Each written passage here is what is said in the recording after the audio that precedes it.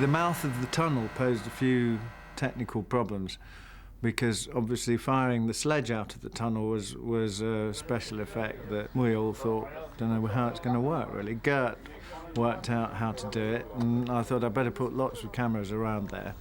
I think I had about 9 cameras, which is a lot.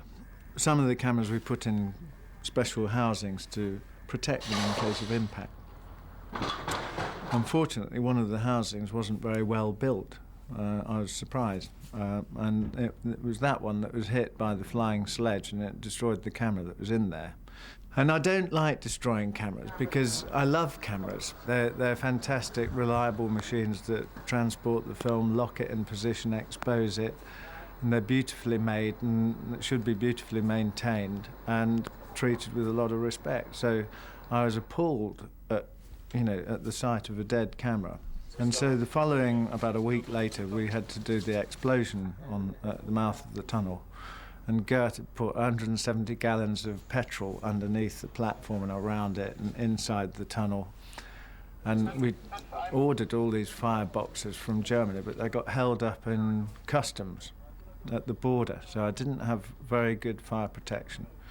So the grips built proper sturdy housings over the cameras, and then we lined them with fire blankets and put glass over the front, and enough to protect them from a normal fireball. But what we didn't expect was that the set was going to go up the way that it went up. Go!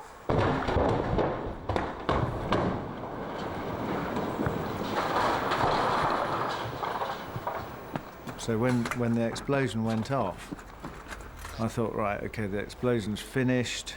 And then I saw the set catch fire, and within a minute it was ablaze.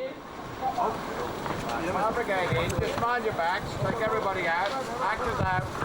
Wait, let's get the actors out, please. And I looked at the firemen and they were running with their hoses.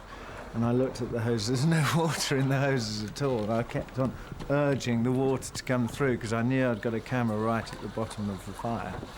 And there was molten polystyrene dripping down on top of it.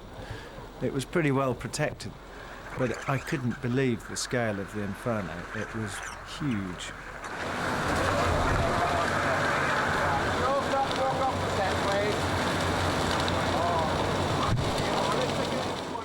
And I couldn't get closer to it than about 50 feet because the heat was phenomenal. And the firemen I kept on urging the water through the hose, but it was a good minute or something. It seemed like about an hour before the water came through, and then it took them about another 10 minutes to get the fire under control. And I was terrified because it was my B camera, movie cam compact, and I didn't want to lose another camera. And in the event, we just lost a cable, basically, and the camera, although it smelt a bit smoky, and we broke the glass filter on the front of the housing that we put the camera in, and the camera, in fact, was fine. And we got the technicians round, they checked it all out, and we're still using it. Yeah, I know, I was relieved.